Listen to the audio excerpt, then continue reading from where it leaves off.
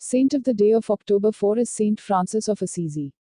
Light years away from the insipid and belittled figure that ecology and pacifism have fashioned him into, Saint Francis of Assisi, 1181-1226, was a radical witness to the gospel, to the love of God in the first place, which inspired him to always be the neighbor ready to help anyone with material and spiritual needs. After a privileged youth, the year he spent in prison marked the beginning of his journey of conversion.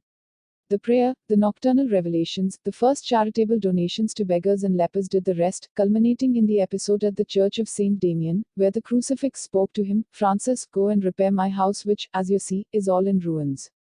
Francis worked to repair the little church, but later, listening to a passage on the mission of the apostles, Mt 10, 9-10, he understood that Christ was exhorting him to the renewal of the whole church.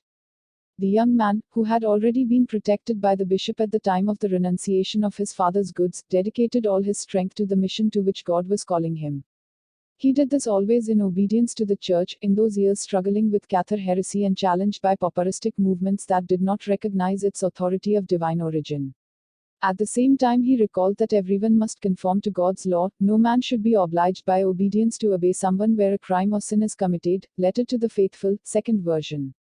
In the poor man he saw the suffering Lord, but for him true poverty was the lack of knowledge of God, beginning with the lack of adoration of his body and blood. The chalices, the copperals, the ornaments of the altar and all that is needed for the sacrifice, must be precious. And if they find the most holy body of the Lord kept in some unworthy place, they must place it and keep it in a precious place. He recommended the same for sacred scripture. He never gave up proclaiming the truth of Christ, even to the infidels.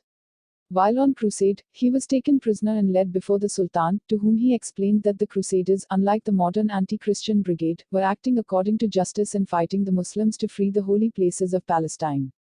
The Sultan did not convert, but admired him. Free from compromises with the world, today the patron saint of Italy would be detested by the dominant secularism, which insists on expelling God from the public realm.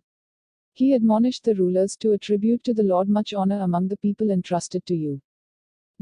Closing square bracket. And if you do not do this, know that you will have to explain your reasons to God. He exhorted the priests to remind the people to do penance, warned about the punishments of purgatory, the eternity of hell, and called the unrepentant prisoners of the devil. 2 years before he died, he received the stigmata.